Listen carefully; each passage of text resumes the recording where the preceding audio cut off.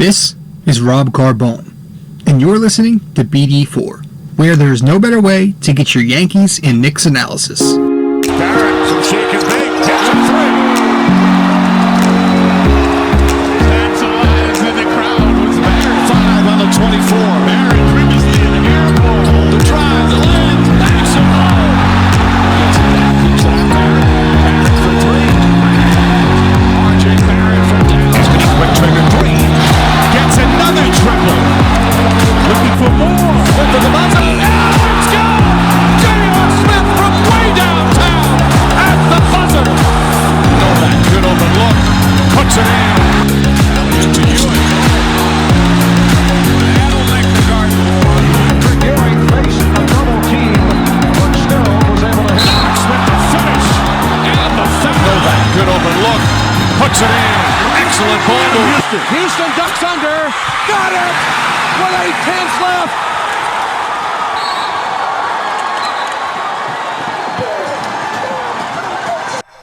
What is going on, guys? This is Rob Carbone coming at you with another episode of BD4, where there is no better way to get your Yankees and Knicks analysis. Guys, I hope everybody's doing well. Tonight, we're touching on another prospect in this upcoming draft, Devin Vassell, who we will get to in just a bit for episode 113. 113 episodes into BD4, guys. I can't believe how far along we have come. We are getting there. Hey, I do this shit for fun, so I appreciate anybody who stops by, anybody at all. I appreciate it.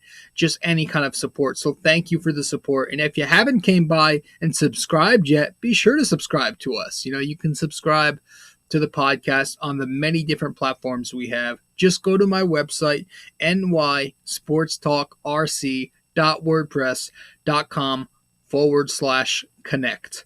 Guys, thanks for stopping by tonight. Actually, I know most of you, last night when I'm talking about, as you're listening to this, it's probably May 4th, Monday morning, or watching this. But, Sunday night, which is technically tonight as I'm recording, but The Last Dance, episodes 5 and 6 were aired. Hopefully everybody enjoyed it. I've got to catch up. I've missed episode 4, 5, and 6, so I've got some catching up to do. From what I hear, though, episodes 5 and 6 were very Knicks heavy, which sucks because obviously the Knicks, they didn't fare too well against Jordan's Bulls in the 90s. But hey, that was cool. I heard there was also a little Kobe Bryant in the most recent episodes of The Last Dance. So I've got to check that out. Of course I'm going to check that out. So yeah, that's pretty much that. Not much has been happening. Of course, it's still pretty much the same. I'm trying to think. Not much news other than the ones, the few pieces of information that we already talked about. With the NBA draft lottery and combine as well, the combine being pushed back, and potentially we'll be getting we could potentially be getting the regular season back and the playoffs eventually. So there's been some kind of optimism within that regard. So maybe we'll get something soon, guys. I hope. It seems like it's kind of quieted down, at least where I live. I haven't been hearing as much hype as we originally did when coronavirus, first came about. So that's a positive, and hopefully everything can get back to normal. Hopefully everybody is staying healthy, washing your hands, doing all that shit that you should already be doing, right? But hey, thank you guys for stopping by. I appreciate it. Not much has gone on again, like I said. However, there's been some Victor Oladipo news. I think, a couple of reports on Victor Oladipo kind of being upset. Reportedly, it came out really the last couple of days. just recently that Oladipo is reportedly upset with the Pacers that they offered him, and I think I quote this, an insulting $80 million 4-year extension, which 20 million per, right? That's not bad. I mean, for a guy who's coming off a devastating leg injury, I don't know why he's that insulted. But those are what the reports say, and NBA GMs are obviously watching closely now. Maybe there's a potential trade scenarios. We're starting to get those trade buzz, some trade buzz now flying around the NBA headlines. So maybe that's something that's going to come up, and then the Knicks would try to make some noise there. I don't know. I don't think they're going to, but for the sake of talking about it and just being sucked in once again, why not? Excuse me. Why not talk about it? Victor Oladipo. I mean, listen. If the Knicks were in a situation to where they actually were going to trade for him, would I love it? I don't think I would, and I'll get to that in a second. But they can do it. The pros to this are that they have the assets, they have the cap space to take on somebody like Oladipo, right? And obviously, if they do make a trade here, the number one strength in this would be they get their guy, right? They would get their go-to scorer. Oladipo is a guy who averages 17 points per game across his career, 35% from downtown. He can create, slash, shoot, and do all that offensive. Has the whole package offensively. So they get their scorer. They get their playmaker, right? A guy who averages 4 assists a night at the wing, combo guard position. 5 assists in 2019, and that was a career high for him. So he can create for himself and others. He's a good playmaker to be able to create his own shot, and for others as well. They would get their guy. They would get a good wing defender as well. He's a good wing defender. Averages a good rebounder too for a guy of his size. Averages 5 rebounds a night over the course of his career, and has made the all defensive team and has won the steal champ. I think that was in 2018 when he averaged 1.7 steals. So he's a good two-way player, a very strong two-way player. That would be the positive there. The Knicks would get their guy. He would immediately become the Knicks' best, most effective player. So he'd make them more competitive, more enticing, more attractive to other stars around the league. That would be the big pro here. Now, the minus to making a deal and trying to trade for somebody like Victor Oladipo, obviously, I think the one word that you can describe this scenario would be risk. It is very risky, very fucking risky. Between the injury, between him being a free agent in 2021, and between the cost, the price he's going to cost. But yeah, that devastating leg injury, it was a big one. He didn't look good coming off of it this past season, averaging 14, 3 and 3, under 40% from the field, barely in the 30% from 3-point distance, and did that across a small sample size though, 13 games. Was it enough to determine how he's going to be going forward? Probably not, but that's another thing. We don't know how good he is going to be coming off a devastating injury like that. So that's something I'm worried about. Is he going to be the same player? We see players lose athleticism. A lot of players do, when they have the injury that Oladipo had. That's my concern there. Really, that's the big thing holding me back. If he never got hurt, dude, I would fucking strike for Oladipo in a heartbeat. But he did. He did get hurt, and that's really a big concern for me. Especially with, again, the cost. If the Knicks are going to make a deal for somebody like him, do you want to pay, I think he's owed $21 million next season on the final year of his deal. So do you want to pay $21 million and give up one of RJ or Mitch plus a draft pick for somebody who could just potentially leave after one season?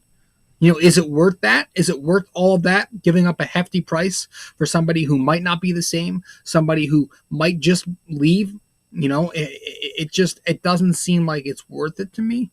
Um, Randall likely wouldn't be included in a deal for Oladipo simply because I think Indiana, if they were to trade him, are trying to shed payroll here.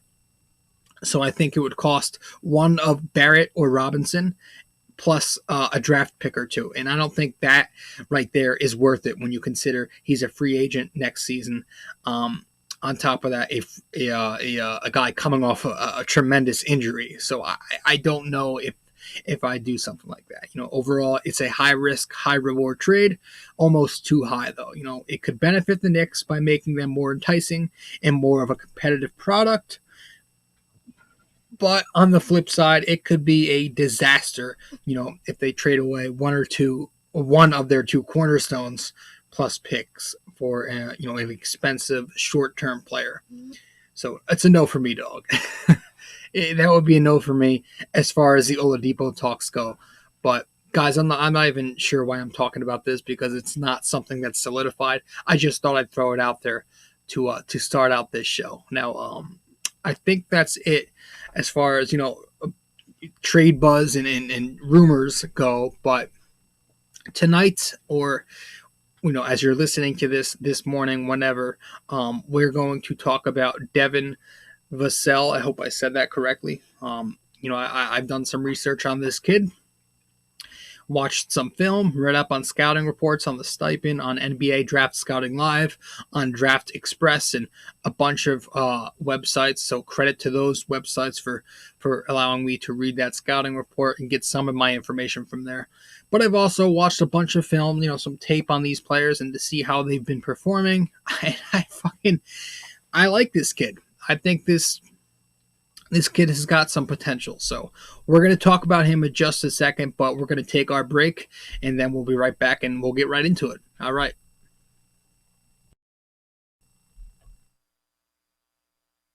Really quick, I just want to remind you, you can go to my website, nysportstalkrc.wordpress.com/connect, and that will display all of my information. Where to follow me on social media, how to subscribe to the blog, and how to subscribe to my podcast on the many different outlets we have. So once again, guys, just go to my website, nysportstalkrc.wordpress.com/connect. Let's get back to the show.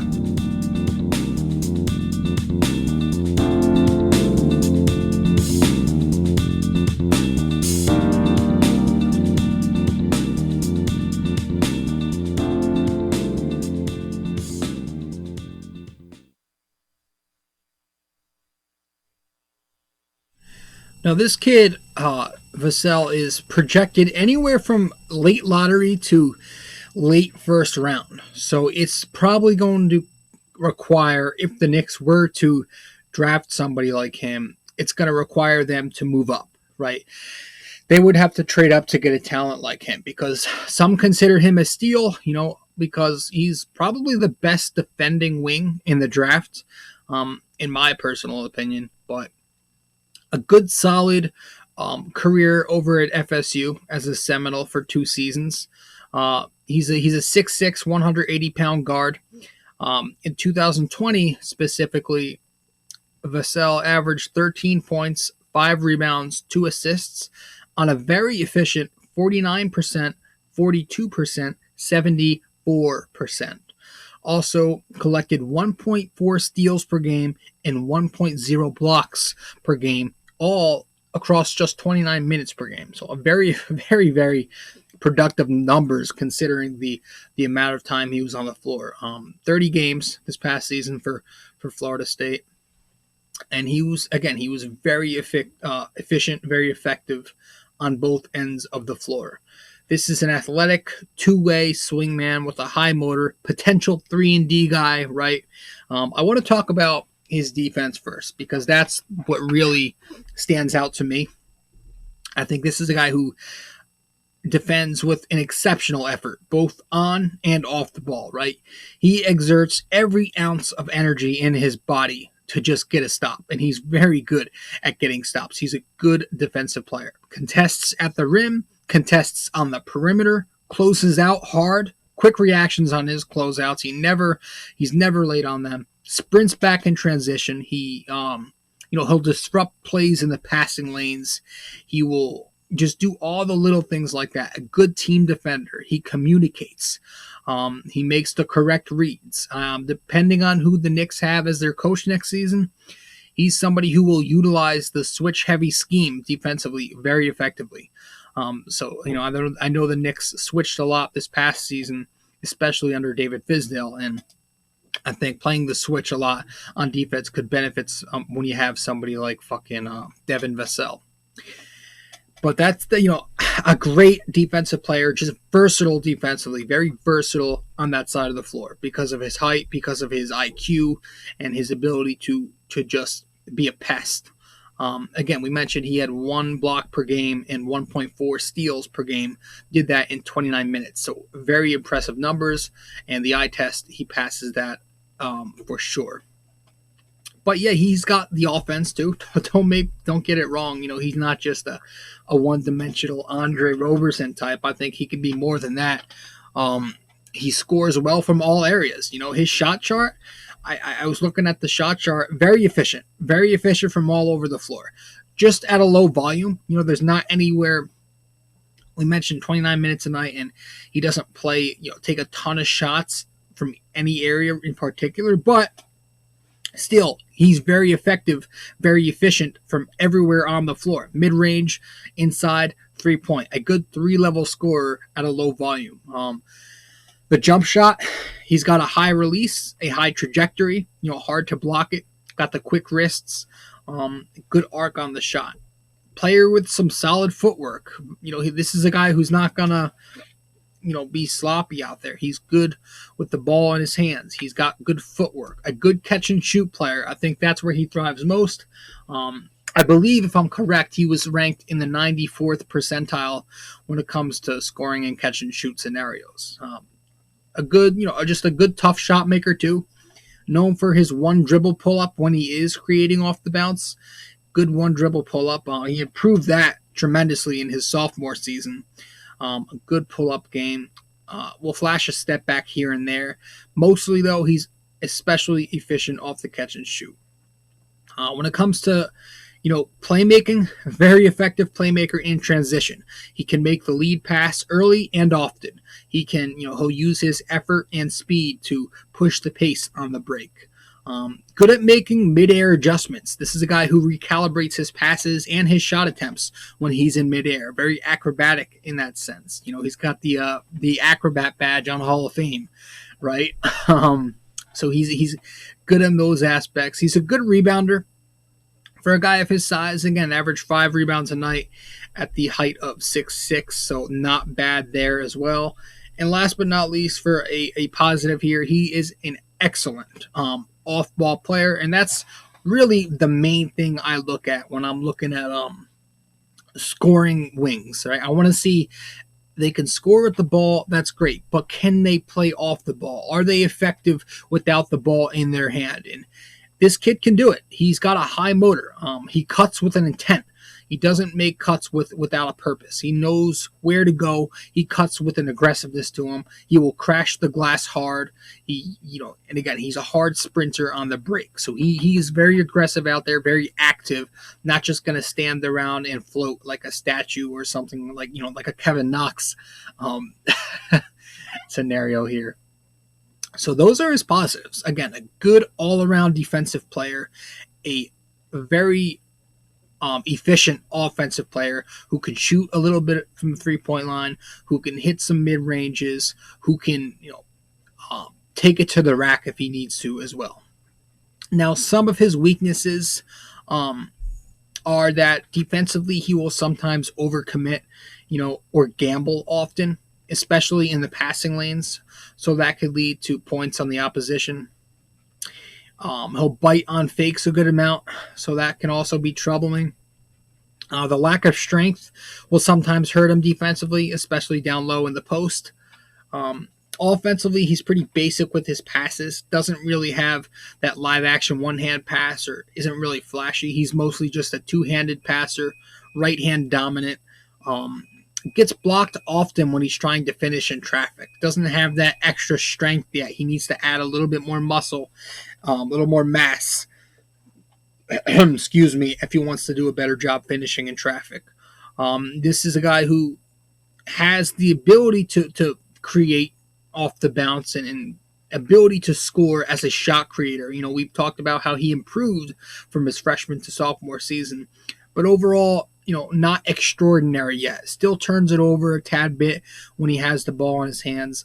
He's still pretty limited, pretty basic with what he can do in terms of moves off the bounce. Only 7 of Devin Vassell's 43-point makes this past season, only 7 of them were unassisted. So only 7 of his 43-point makes in 2020 were assisted. So that's not really a player who creates for himself. Most of his shooting will come off the catch. Lack of size, again, we talked about the lack of size defensively. That could also hurt him offensively in the post. Not a player who puts his back to the basket often. Despite his height advantage with 6'6" at the wing position, or the guard position, he's not going to be very effective with his back to the basket because he doesn't have the mass yet. Doesn't generate a ton of free throw attempts. That's something I would hope improves, but we haven't seen much promise there yet. Only got to the line 3 times per 40 minutes in both seasons with the Seminoles. So that's concerning to me. Somebody at that height, somebody athletic like that, you want him to draw more fouls and generate offense at the free throw line with the clock stopped, right? I would have loved to see that improve from his freshman to sophomore season, but didn't really much. He can be very passive sometimes, not always the most aggressive. And, if you're going to put him in the Knick backcourt, you already have 2 guys who kind of don't have that aggressiveness you want to see in Frank Ntilikina and Dennis Smith Jr. So you hope that he can also improve his confidence and aggressiveness offensively in the NBA, Vassell.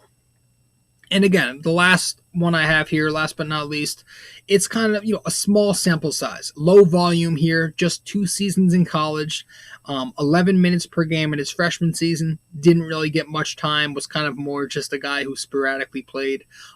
29 minutes per game in his sophomore season, better, still not a chunk. Averaging overall 19 minutes in college. Didn't start until that second season. So he doesn't have the largest sample size. Shot attempts, defensive possessions, not going to come, at a volume that is really a determining factor. You just kind of have to, take it as is and see, and hope that he translates that into the NBA. But yeah, overall, I think this is a good, solid pick. I'd still look at Kira Lewis Jr. as my preference if the Knicks were to trade up. But folks, I'm telling you, this kid might not be a bad pick at all either. A good 3-and-D athletic swingman who's got a high effort level. Somebody who's not going to give up. Just exerts all of his energy on really both ends of the floor. He's a good, solid player to take a look at. I would not be upset if the Knicks were to draft somebody like him with their second first-round pick. So that's pretty much that, guys. I appreciate you all stopping by. Don't want to go too long. Again, we usually try to keep these prospect profiling to 20, 25 minutes tops. So we're about around that time. So, guys, thank you so much for tuning in to this episode of BD4. This is something I'm just going to keep doing until we run out of prospects, I guess. I've got a lot of guys fucking written down here. So I hope you guys are enjoying these. Nothing else to do, so why not just talk about the upcoming prospects and see how long we can keep this thing up. Guys, thank you so much for stopping by. Once again, if you haven't subscribed to BD4, where there is no better way to get your Yankees and Knicks analysis, then please subscribe. Just go to my website, located on nysportstalkrc.wordpress.com/connect. Guys, thank you so much for stopping by. Once again, this has been Rob Carbone with episode 113 of BD4, and I'm signing out. All right, ciao.